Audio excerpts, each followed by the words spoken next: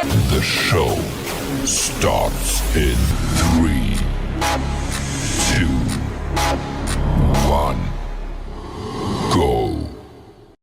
Good morning, CaneSport. It's the 16th of June, 2025. I'm Gary Ferman, the publisher of CaneSport.com, joined once again this morning by our managing editor, Matt Shodell, and Stephen Wagner, as we discuss the news of the day. And the news of the day is continuing to be Miami recruiting, because another impressive group of kids in this weekend. We, of course, had in-depth coverage on all of the visits. Stephen Wagner did a spectacular job on Sunday morning. We literally spoke to every kid, and you guys have seen those stories up on the website. Hopefully you've had a chance to read them all and get a feel for how the visit weekend went. We're also going to talk State of the Youth series today and kind of tie it all together, because we've been evaluating the recruiting classes that are going to make up this year's football team. It's really interesting because they were really crappy in the beginning and they've gotten sequentially better, and 2024, 2025 look pretty good right now. So, but the end result of all that, which we will talk about, is that if it weren't for what they've pulled in from the transfer portal, this would be a scary young football team. But the transfer portal has allowed this coaching staff to kind of get some class balance into the equation, to where Miami now will go into this 2025 season this year shooting for the moon, man. I mean, it's college football playoff or bust. I mean, there's nothing less than winning the ACC championship and getting to the playoff that can possibly be considered a successful season. So we'll talk a little bit more about that later in the show.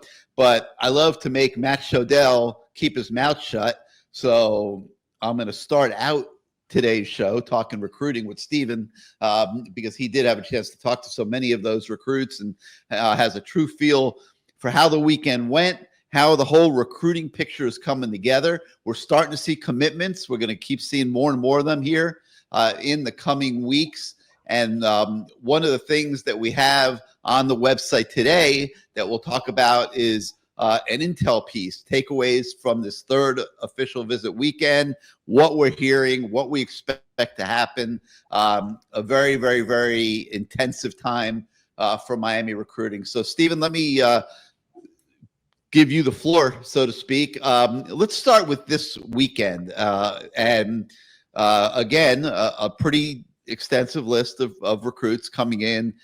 Miami does a spectacular job on these recruiting weekends. I don't think we've gotten really one bad review this entire official visit season in now 3 weekends. Every single kid in unison says that they have a spectacular time. They talk about how great the culture is here, how great the coaching staff is, the family feeling they get. The parents love it. It is a festival of happiness when Miami hosts recruiting weekends, Stephen, but they will not get every kid. What is your take right now, coming off this third weekend, of how things went? Let's stick it to this particular week. Well, first off, if you are not getting rave, glowing reviews from kids about your official visit weekend, you did something wrong. You messed up somewhere, because this is whenever the girl actually has all of her makeup on. This is whenever the girl is in her best dress. She has her makeup on. She did her hair. Like, she looks as good as she is ever going to look right now. I hope your girlfriend is not watching this show this morning. Now, in 6 months, she might take the makeup off and you go, oh my God, what have I done? But in this individual moment, Matt Shodell's wife looks good with or without makeup, I'll tell you that. And I can assure you that Mrs. Ferman looks good with or without makeup. So you can speak for yourself in that department with those analogies, and you can pay the price that I'm sure you're going to have to pay, because I know your girlfriend is the president of your fan club, and then she wakes up religiously at 6 o'clock in the morning to watch Good Morning CaneSport when we have a show. Tread however you wish using that analogy. Well, I won't comment on whether or not I think your wives are hot, but I can tell you my girlfriend only wakes up at 6 a.m. whenever my alarm is blaring at 5:50, because I have to make the long trek to Coral Gables from my apartment, driving in the dead of night, in the dark of night, whenever the rest of South Florida is still fast asleep to get these stories. How does she But feel about that, by the way? Does she pissed. about those Pissed. Sunday morning 5:50 alarms? Pissed. Yeah, that's how she feels about it. She's pissed. She's wondering, Stephen, why the hell do you have my alarm is a dog barking, and she wonders why the hell do you have a dog barking alarm going off at 5:50? And what's even worse is whenever I think I turned it off, but I actually hit snooze and it comes back 7 minutes later. But anyways, so this is great podcasting, by the way. Miami Hurricanes football recruiting. This is the news of the day. But no, in all seriousness, going back to Miami recruiting for a second, this is an elite segue, by the way. But Miami is in good shape with a couple of these kids coming off of the visit weekend. You look at guys like Cortez Redding, the 4-star safety from Georgia. He's teammates with John Tavius Wyman. He's an obvious candidate to be in Miami's class. I think that there's definitely some mutual interest there. I think earlier in the spring, it definitely looked like he was going to end up at Miami.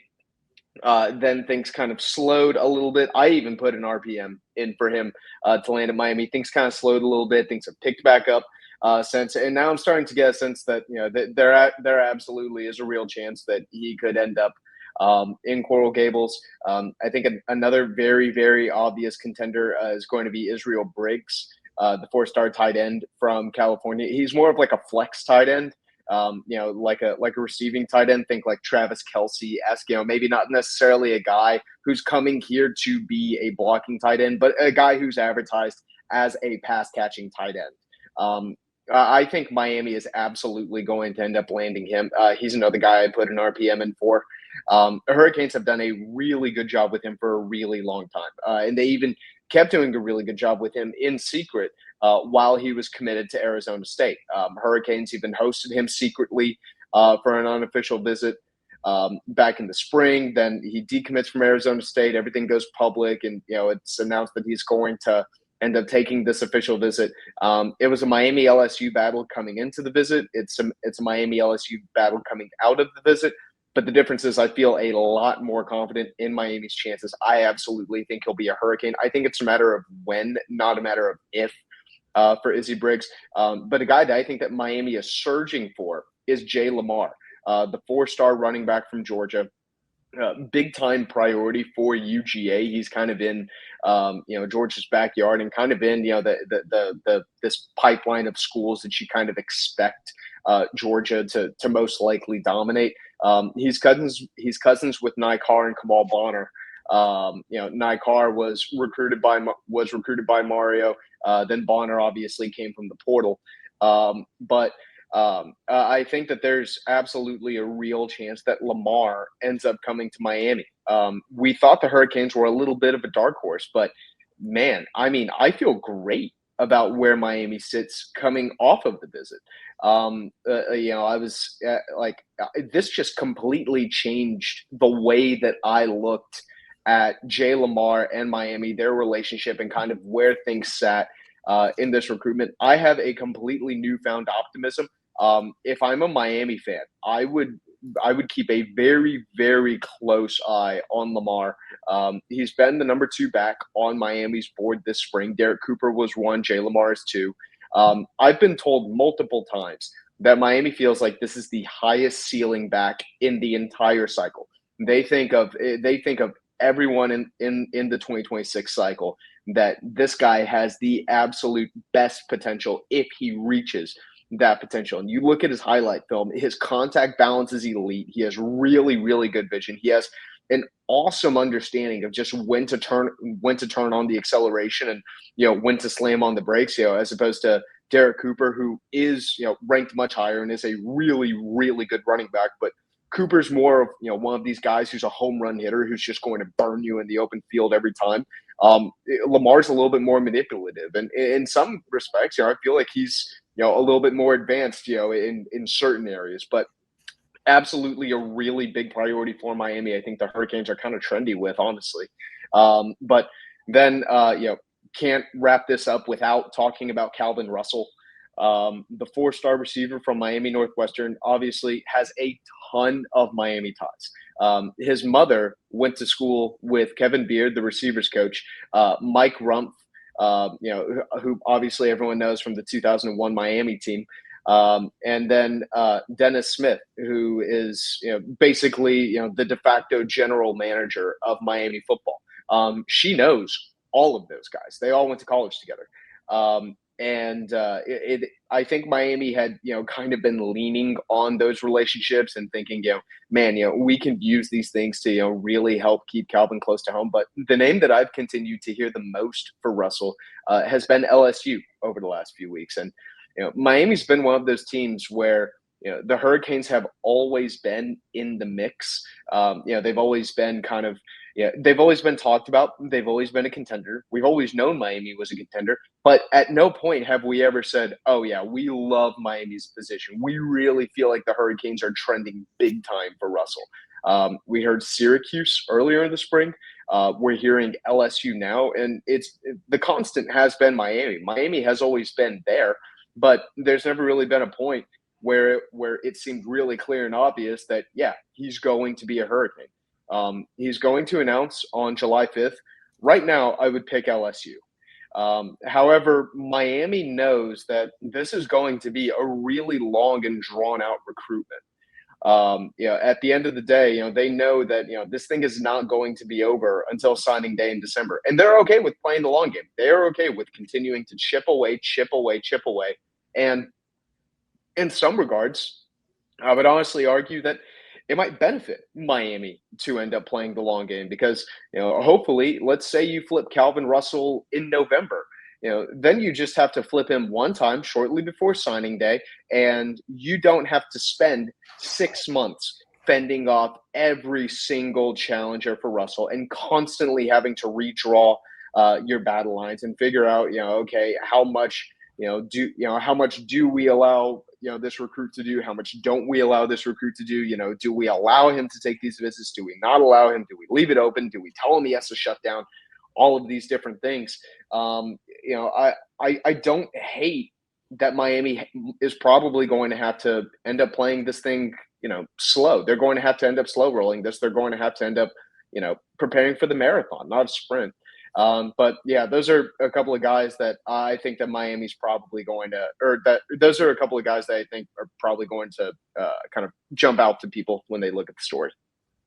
All right, I want to talk about these running backs for a minute because when I watch tape of some of the prospects that are in this recruiting class, or that are priorities, these running backs really did jump out to me as well. And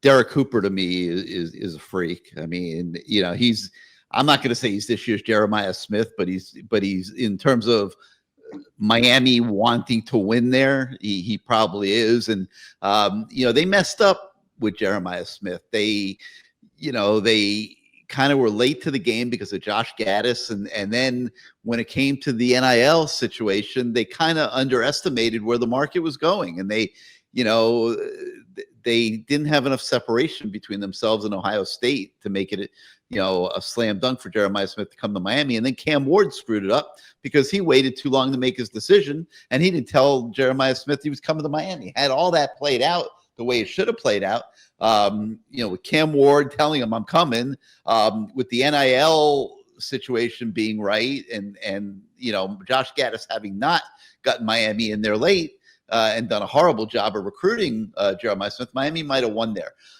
They are in it to win it with Derek Cooper in a similar way. I think, Stephen, I know you would agree with that. Now, the interesting thing is that they took a commitment from Javian Mallory, and a very good back. I mean, there's 3 very good backs in this class, but Jay Lamar visits this weekend. And now all of a sudden it's like, wow, he really liked it. And, he's very much could be a factor here in the coming, days and weeks to commit to Miami. And the question becomes, what do the Miami coaches do at that point? I find it really hard to believe they'll take 3 running backs. 3 high school running backs in one class. I would be surprised. But Stephen, let me let you weigh in on this subject. I love Jay Lamar. Okay, I'm not going to say he's better than Derek Cooper or Derek Cooper's better than him. I think they are both sensational running back prospects. I think Javian Mallory is very, very good. How does this play out? Well, I was told this weekend Miami still only has only has room for two running backs in this high school class. I think we can all read between the lines there. Miami is not really in a position to take three high school running backs with their running back room. The way it currently is, I think that would be, way overcrowding a room that's probably already at max capacity. If they end up taking two backs and three want to commit, someone has to be the odd man out. I mean, what else is there to say?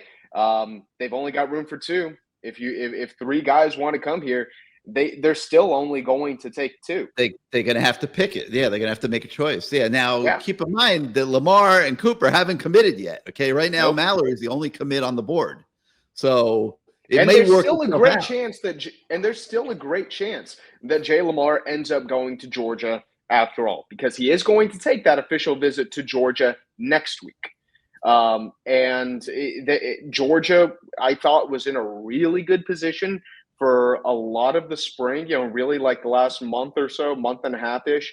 It's felt like, Georgia was the name that we consistently heard the most.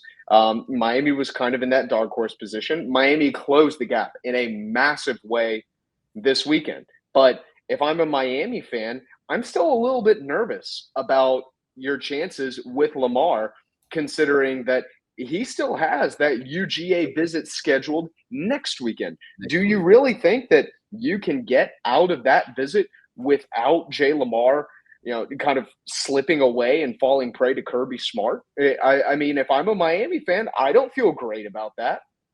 Yeah, well, they got to close. Listen, it's all about. It's all about closing. But those of you that like drama, here's your drama for this recruiting cycle right now, because these are three high stakes recruitments that are taking place simultaneously. I mean, Mallory just took a visit to Alabama, which shows you that's the level that he's considered by people around the country. So these are three really good running backs. Miami's hoping to end up with two of them. If they end up with two of them at the end of the day, I think they'll be happy. My two are Cooper and Lamar. Those two guys to me are elite, but potentially elite. I'm not going to jump ahead, and we get disappointed way too much in these recruiting classes, and we're going to talk about that in a minute. But great drama going on at the running back position. All right, so we've given you guys stories on every one of these visits. You've got them on the website. Hope you've taken the time to read them. They're really all very, very good. Okay, so now we're cutting to the chase here in this conversation. We also have a story on the website this morning with intel and takeaways from Miami Hurricanes' third official visit, and you will see notes on several of the kids that visited this weekend, and you guys can check that out. We're not going to talk about every one of them on the show, but you guys have that on the website this morning. Make sure you check it out. One thing we should note, Stephen, is there's a 4-star linebacker by the name of Jamaich Garrett, okay? And he was committed to Auburn. He decommitted from Auburn. We immediately started earmarking him as a potential Miami guy. We knew the Canes had been doing a good job of recruiting him, and when he decommits from Auburn, we're assuming part of that is because he wants to consider Miami, which he is. But he was supposed to be part of the weekend class this weekend, ended up getting canceled late because of some travel complications. Stephen, now he will come in on Wednesday. There's a Mario Cristobal prospect camp on Wednesday. He is going to work out for Miami coaches on Wednesday. And if that goes well, we wouldn't be shocked to see him land on the official visit list for next weekend. Bring us up to date on the recruitment of Jamaich Garrett, Stephen. Yeah, so another recruitment that's had a little bit of drama because he committed to Auburn, I think, last July. But I mean, basically all of us have known for the last 2 months, it was seeming increasingly unlikely that he ended up sticking with Auburn. Miami was a name after him. Texas A&M was another name after him. Ole Miss was another name after him. The Hurricanes went out to see him at his school this spring. Corey Heatherman personally went out and visited him. He's had FaceTimes with Mario Cristobal. Hurricanes have definitely made an effort for him, but he was supposed to end up visiting this weekend. That did not happen. So instead, what's going to happen is he'll visit on Wednesday, and he's going to go through, a full prospect, camp workout on Wednesday. And, I think that this is, one of these situations where it's less about, evaluating, the player's talent, and more just saying, hey, we want to, we want to see you go through this thing. We want to, we want to watch you, we want to see you come down here, work your tail off for us, and then just kind of basically get a feel for, okay, just how interested are you really? And if all goes well on Wednesday, I think there's probably going to be a pretty good chance that he ends up taking an official visit next weekend, or at least that's what I was told. And he right now he's supposed to visit Texas A&M next weekend. It would not surprise me at all if he ends up canceling that visit in favor of a Miami visit. Although nothing's been set, so anything can still happen.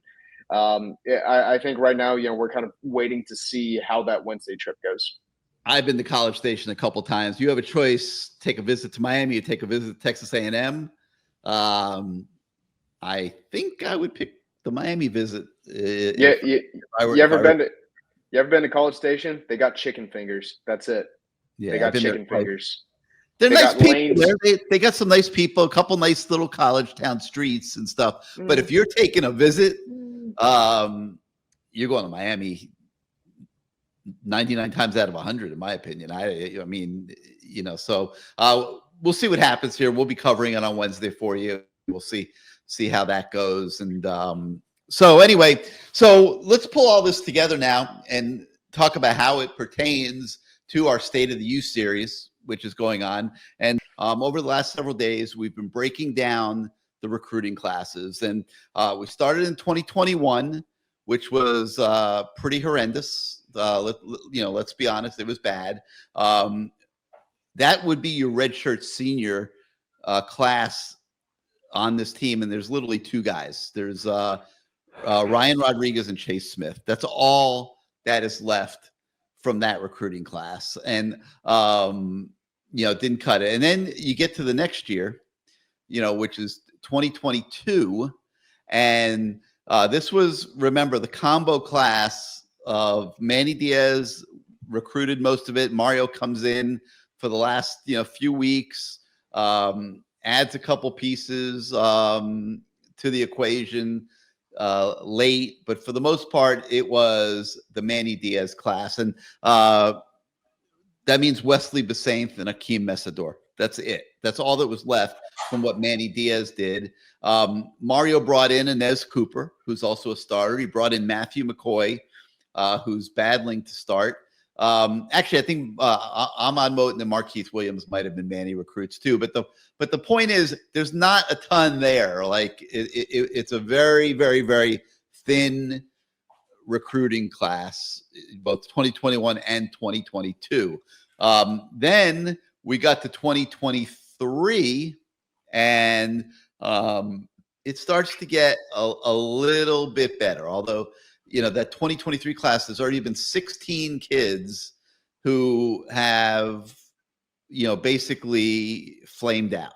Okay. There's some others that came in the portal that have graduated and stuff, but 16 high school, most of them, 15 of the 16, I believe, 14 of the 16 were high school kids, but they flamed out. So you got 3 starters from that class: Reuben Bain, Dylan Joyce, and Francis Minoa. And then you got Damari Brown, Mark Fletcher, Ray Joseph, all competing to start. And then you got a bunch of backups that are part of that class. So it starts to get better in 2023. And then 2024 and 2025 start looking pretty good.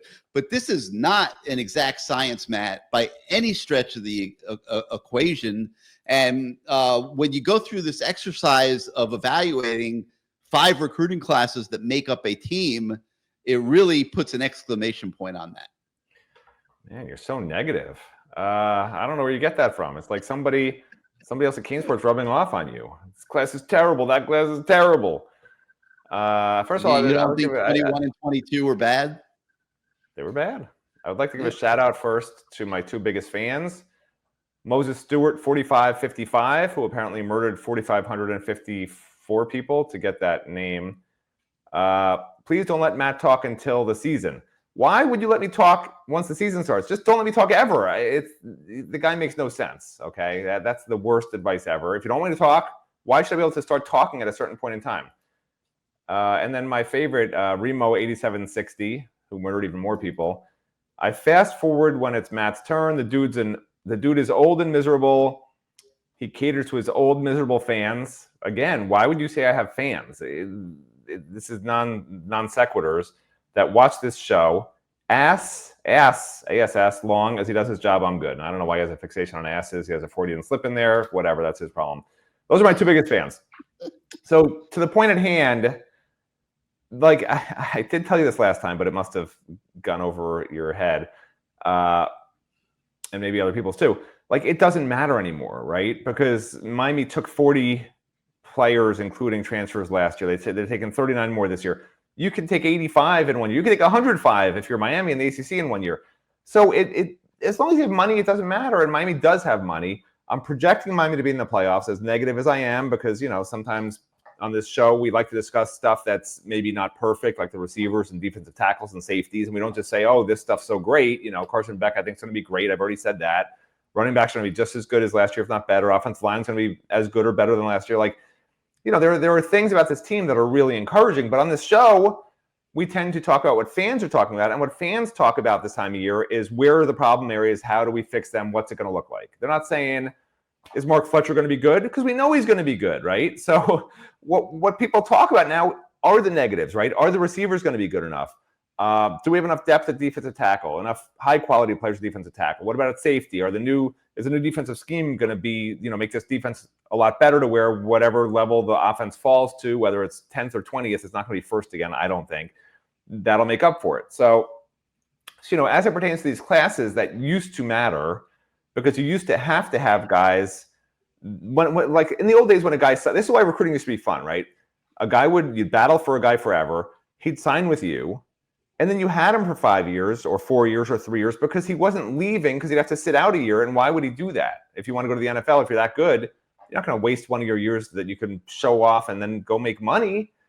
But this is the new normal. This is why, you know, people say I'm so negative and terrible. Like, the recruiting doesn't matter. It just doesn't. Like, it's great to get the guys. And this is why Mario is so good at getting these guys, so good at it. But unless they find a way to sign guys to multi-year contracts, and maybe they will, right? But there'll be buyouts, I'm sure, and stuff like that. I mean, we're heading in that direction, I think. But until that actually happens, I'm just going to sit here and say, why are we paying $1 million to a freshman? Why are we paying $2 million to an offensive lineman who's a freshman if he can leave the following year, right? Because you're not playing true freshman offensive linemen that often. You're not playing true freshman defensive linemen that often. That's not how it works. Receivers, running backs, they have chances, and cornerbacks to some extent too. Those smaller, quicker bodies, they have a better chance of playing immediately than the big guys who you have to have really good technique at the next level, right? Because as you see, like, for instance, when Samson Okunlola signed with Miami, my concern, and I said at the time, was, well, he's got great potential, but unlike Francis Mauanoa, he was just shoving guys around because he was playing somewhere in some little school in Massachusetts against teams that weren't very good, and the guys he was playing against were 5'11" and 200 pounds, and he was just shoving them down the field, you know. So when you're able to do that in high school, a lot of times it takes time to really be good at the next level because you're not used to what you have to do. You don't understand the nuance, the leverage that it takes to push a growing man that's 6'5" and 330 pounds, you know, out of the way, right? When you're used to playing against 5'11", 200-pound guys. And that's what I think has been a lot of what's held back Samson.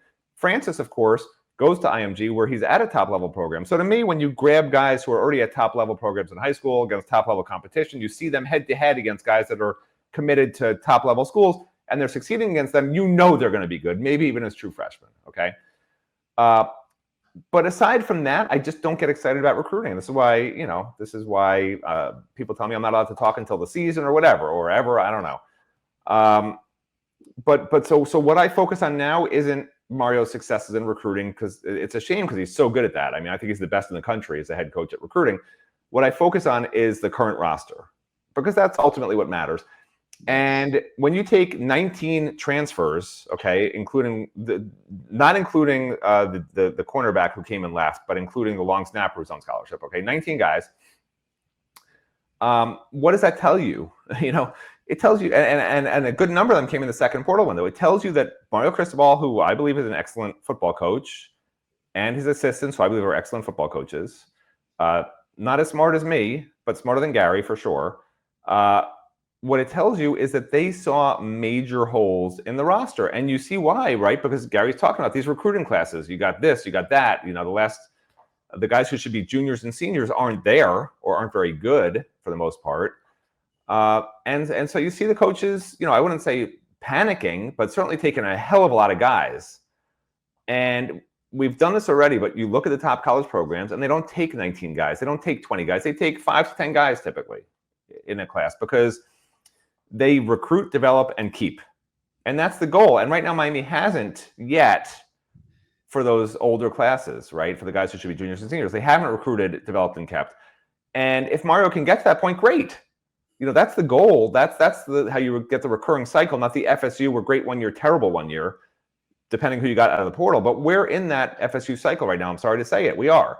When you're taking 15 guys, 19 guys out of the portal the last 2 years, 14 guys the year before that, you're in the FSU cycle. And we've got lucky last year with Cam Ward, right? If Cam Ward wasn't in that class and you took 15 other transfer guys and your quarterback's Reese Poffenberger, we're a 6 or 7 win team and fans are going ballistic.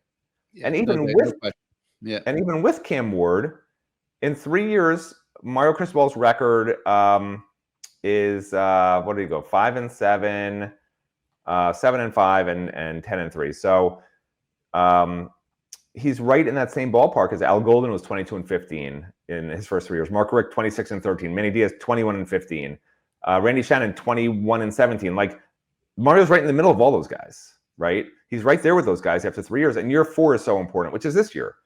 So it's ultra important that Miami doesn't fall into that FSU trap and these transfers become selfish players who are just looking out for themselves and want to be in the NFL, and they're not team first guys. Mario's big on culture. Mario's not going to accept that, but it could create some real problems, okay? Because Mario will tell you, first year he came here, the culture was terrible. Second year he was here, the culture wasn't that much better. Now it's trending better. You can't take steps backwards. So big picture, I think things are going the right direction. Big picture, I think he's getting to the point where the recruiting classes are going to be developed and are going to stay. You got to pay a lot of money to do that when you have good players, but I think that will be in place.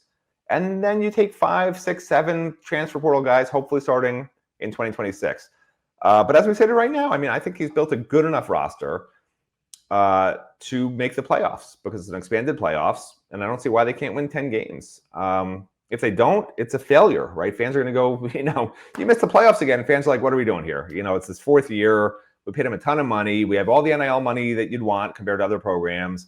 We're right there with everybody. Why aren't we in the playoffs for 4 straight years? So I think this people are not putting Mario on the hot seat, but he's in the hot seat for Miami fans, because we know how it goes in year 4 for coaches that don't do well at Miami after 3 years with similar records to the guys I just mentioned. Well, yeah. Listen, I agree with almost everything you said. The transfer portal is without question an eraser, and Miami has needed it to be. And the reason is because those, as it pertains to this year, is that 2021 and 2022 recruiting classes are just not very good. And 20 and 19 and 18 weren't very good either. And that's why Manny Diaz got fired. And that's why Mario has had the battle of his life here for 3 years in trying to put together the best team he can. And yes, Cam Ward was the difference between winning those 10 games and winning 6 or 7 games last year. I don't think Matt's reaching there at all because of where the roster was. Well, now it's getting better. 24 looks decent. 25 looks decent. And this roster is continuously getting better. And now it's been fortified with all these transfers again this year. Should be pretty damn good. And like Matt says, all that matters is what the team looks like in August. Everything else is just, you could throw it out in the trash. It really doesn't matter. What matters is what does the team look like in August. This is a year-to-year deal now. We feel pretty good about where Miami's going. I think you're seeing that as our State of the U series moves along.